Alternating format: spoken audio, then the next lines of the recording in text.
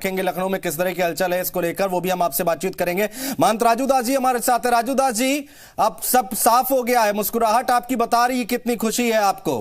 दिन भी तय हो गया है, तारीख भी तय हो गई है, प्रधानमंत्री भी वहां पहुंच जाएंगे।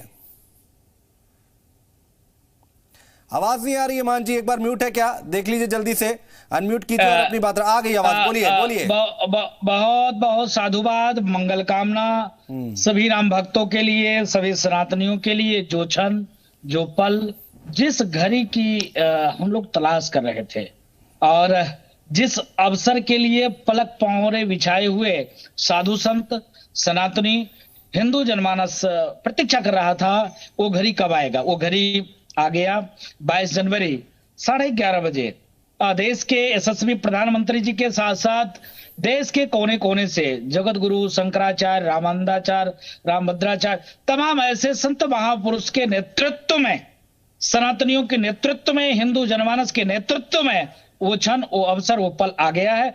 अति प्रसन्नता है और मुझको लगता है कि हम लोग लमसम 22 से लेकर हम लोग 14-15 से शुरू कर देंगे और 15 तारीख से हम लोग तैयारी शुरू कर देंगे। हाँ। सभी मंदिरों में उत्सव बढ़िया से, वाल्मीकि रामायण सुंदरकांड का पाठ, हनुमान चालीसा का पाठ, रामायण 9 दिन, अखंड रामायण उसकी पाठ, अखंड सीताराम नाम संकीर्तन, ऐसे करके उत्सव मनाने की हम लोगों ने बिल्कुल ये सारी बातें राजू दास जी आपसे समझनी है, चूंकि कहते हैं कि भगवान राम चले ना हनुमान के बिना, और हनुमानगढ़ी जो है वहां पर आप महंत हैं, तो वहां पर किस तरह की तैयारियां, किस तरह के कोई विशेष पूजन और उसकी तैयारी की जाएगी, ये भी हम आपसे समझेंगे। रहिए हमारे साथ। राम दिनेशाचार्य जी हमारे साथ हैं, जगत गुरु महाराज।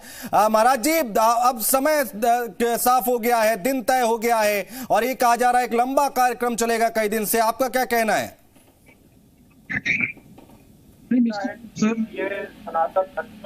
ये सनातन धर्मियों के लिए और हिंदू जनमानस के लिए एक उत्सव का समय होगा।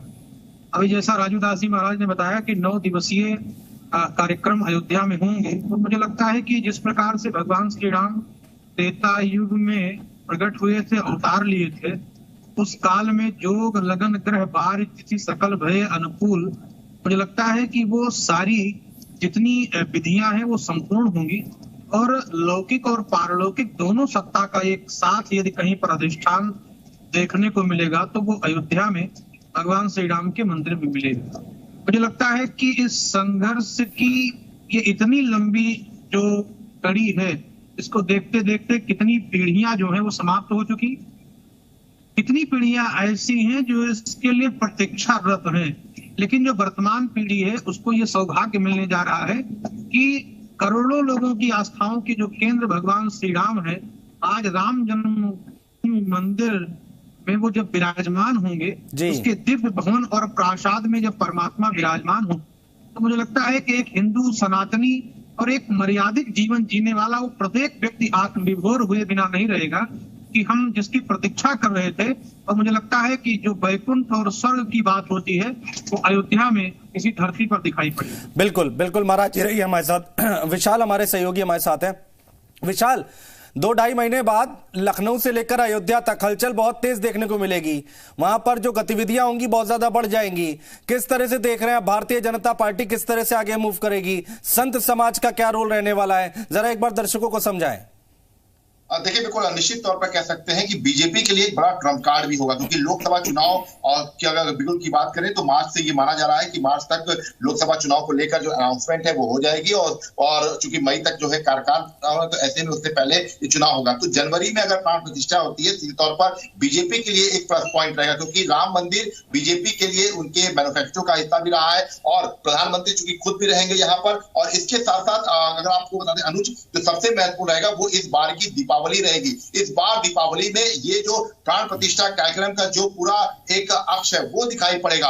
पूरी तरह से ये कहा जा सकता है कि तैयारी रहेगी। भले ही सरकार हर साल बहुत भव्य दीपावली मनाती है, लेकिन इस बार की दीपावली होगी वो रामलला की दीपावली होगी, और इसीलिए ये कहा जा रहा है कि इस बार की दीपावली बहुत ज्यादा भव्य बनाने की तैयारी की जा रही है, क्योंकि राम लला की जो प्राण प्रतिष्ठा है उससे पहले की ये दीपावली होगी, और इसीलिए एक जो तैयारी है वो बहुत ज्यादा तेजी से की जाएगी। लगातार अगर आपने देखा होगा तो पिछले दिनों मुख्यमंत्री योगी आदित्यनाथ लगातार वहां पर दौरे करते रहे हैं, समीक्षा बैठक करते रहे। यहाँ तक कि जब हमने चंपत राय से बात किया था, जो सचिव है ट्रस्ट के, तो उन्होंने हमसे बातचीत में ये कहा था कि नवंबर तक जो मूर्ति है, जो राम की जो मूर्ति है, जो बाल काल की मूर्ति है, वो तैयार हो जाएगी। और उन्होंने ये कहा था कि प्राण प्रतिष्ठा के लिए तैयारी पूरी हो चुकी है। जो नेता है, वो जो लोगों को बुलाना है, जो तमाम संतों को बुलाना है, उनके लिए जो पूरी लिस्ट है वो भी फाइनल हो जाएगी, और दिसंबर में सभी को ये जो है नेता भेज दिया जाएगा। मतलब साफ है कि 22 तारीख को, 22 जनवरी को रामलला की प्राण प्रतिष्ठा हो जाएगी। बिल्कुल विशाल, रहिए हमारे साथ। अयोध्या चलते हैं जल्दी से। सत्यप्रकाश हमारे सहयोगी हमारे साथ बने हुए हैं। सत्यप्रकाश, देखिए यहाँ पर अब दीपावली मनाई जाएगी, बड़ा इवेंट है, बड़ी तस्वीर दिखाई देगी। उसके बाद प्राण प्रतिष्ठा है, बड़ा इवेंट है, प्रधानमंत्री खुद आ रहे हैं, हजारों लाखों की तादाद में लोग अयोध्या में इकट्ठा होंगे। लोकल प्रशासन के लिए कितनी बड़ी यहाँ पर चुनौती दिखाई दे रही है? सुरक्षा व्यवस्था को देखते हुए कितनी बड़ी तैयारी की जा रही है? जी हाँ, बिल्कुल। यहाँ पर जो है तैयारियों का जो जोर बहुत तेजी से चल रहा है। जहाँ श्री राम जन्मभूमि परिसर में ट्रस्ट जो है तमाम पूरे आयोजनों को लेकर तैयार कर रहा है, तो वहीं जिला प्रशासन और शासन भी एक बड़े स्तर पर तैयारी की जा रही है। लाखों की संख्या में आने वाले लोगों के लिए स्थान स्थान पर रुकने, भोजन करने सहित तमाम व्यवस्थाएं, इसके साथ ही विशेष सुरक्षा बलों को भी तैनात किए जाने की योग्य खाका तैयार किया गया है। अभी बीते दिनों जो है अयोध्या में सुरक्षा के एक बैठक भी हुई थी, और बैठक में जो राम जन्मभूमि परिसर सहित पूरे अयोध्या की जो सुरक्षा का जो खाका है पूरा खींचा जाना है, उसको लेकर एक बृहद योजना तैयार की गई है, और जिसको लेकर वो तैयारियां शुरू हो गई हैं। केंद्र सरकार, राज्य सरकार, इन सभी का इन्वॉल्व है, क्योंकि जिस प्रकार से पूरे भगवान रामलला के प्राण प्रतिष्ठा की तैयारी है, पूरे देश में के लोग अयोध्या पहुंचेंगे और पूरी दुनिया की नजर अयोध्या पे होगी। ऐसे में अयोध्या की सुरक्षा बेहद खास मानी जा रही है। बिल्कुल बिल्कुल सत्यप्रकाश, बिल्कुल सत्यप्रकाश, बहुत शुक्रिया। विशाल, आपका शुक्रिया। महाराज, बहुत शुक्रिया आप दोनों लोगों का हमारे साथ जुड़ने के लिए, तमाम बातचीत करने के लिए, चर्चा करने के लिए। तो ये बड़ी तस्वीर निकलकर सामने आ रही है, और आगे देखना होगा कि किस तरह से और दीपावली भी मनाई जाएगी। बेहद खास, जैसा कि विशाल बता रहे थे कि बेहद खास तरीके से इस बार मनाया जाएगा। उसके बाद 22 जनवरी को सुबह 11:30 बजे से 12:30 बजे के बीच में प्राण प्रतिष्ठा का कार्यक्रम है। फिलहाल यहां पर रुक रहे एक छोटे से ब्रेक के लिए।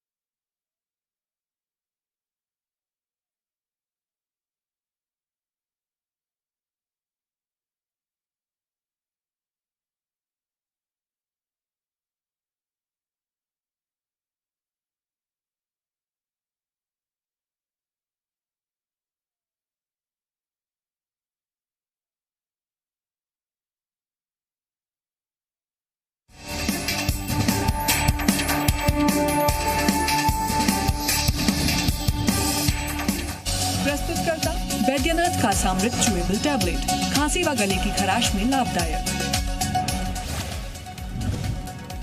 22 जनवरी को रामलला की प्राण प्रतिष्ठा के कार्यक्रम में पीएम मोदी रहेंगे मौजूद। प्राण प्रतिष्ठा का अनुष्ठान 16 जनवरी से होगा शुरू। पीएम मोदी का पिथौरागढ़ दौरा, जनसभा को किया संबोधित। 2200 करोड़ की विकास योजनाओं का शिलान्यास और लोकार्पण।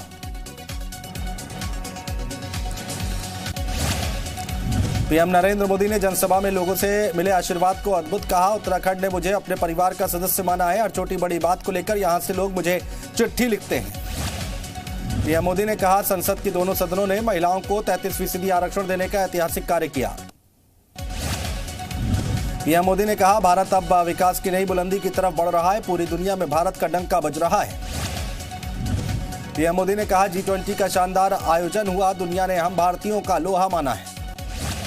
पीएम मोदी ने जनसभा को किया संबोधित। कहा, हम चांद तक पहुंचे हैं। जहां चंद्रयान पहुंचा है उस जगह का नाम शिव शक्ति पॉइंट रखा गया है। पीएम नरेंद्र मोदी ने एशियाड में भारत के प्रदर्शन की तारीफ की। कहा, देश ने इतिहास बनाया है। खिलाड़ियों ने सेंचुरी बनाई है। 100 से ज्यादा मेडल जीतने में भारत ने रिकॉर्ड तोड़ दिए। पीएम नरेंद्र मोदी ने खिलाड़ियों के सम्मान में फ्लैश लाइट जलवाई। लोगों ने एशियाड में शानदार प्रदर्शन करने वाले खिलाड़ियों को फ्लैश लाइट जलाकर बधाई दी। गाजियाबाद में सीएम योगी ने साहिबाबाद स्टेशन का किया निरीक्षण। रैपिडेक्स रेल का भी लिया जायजा। हरियाणा के रोहतक में यूपी के सीएम योगी आदित्यनाथ नाथ संप्रदाय के कार्यक्रम में हुए शामिल। बाबा रामदेव, मोहन भागवत कार्यक्रम में रहे मौजूद। गोरखपुर के दौरे पर सीएम योगी आदित्यनाथ। जनता दर्शन में सीएम योगी ने सुनी जन समस्याएं। तमाम अधिकारियों को दिए समाधान के निर्देश। आगामी त्योहारों को लेकर सीएम योगी की अहम बैठक। प्रमुख सचिव गृह स्पेशल डीजी बैठक में रहे मौजूद। वीडियो कॉन्फ्रेंसिंग से भी जुड़े अधिकारी। अखिलेश के सर्वे डेप्यूटी सीएम वाले बयान पर ब्रिजेश पाठक का पलटवार। जताया सपा मुखिया का आभार। कहा, मैं जनता का सेवक। अखिलेश का राजा महाराजाओं वाला व्यवहार। माफिया मुख्तार के विधायक का बेटे अब्बास अंसारी को गाजीपुर एमपी एमएलए कोर्ट में झटका। जबरन जमीन रजिस्ट्री मामले में खारिज हुई जमानत अर्जी। गोरखपुर में आंदोलन की आड़ में बड़ी साजिश। पूर्व आईजी एसआर दारापुर फ्रांसीसी नागरिक खेनाल्ट भी गिरफ्तार। 2010 के रामपुर कारतूस कांड में आया फैसला। 24 आरोपी दोषी करार। कल सेशन कोर्ट सजा पर सुनाएगा फैसला। विदेशी फंडिंग मामले में यूपी एटीएस को बड़ी सफलता। लखनऊ से 3 बांग्लादेशी गिरफ्तार। भारत के खिलाफ साजिश रचने के आरोप में एक्शन। आगरा में फर्जी अधिकारी बनकर किया ठगी का प्रयास। कमिश्नर कार्यालय का आई कार्ड दिखाकर मांगे 50,000। ठगी का वीडियो वायरल। राज्य मंत्री जसवंत सैनी का सपा पर निशाना। सपा के राज में सड़कों पर गुंडे मवालियों का राज था।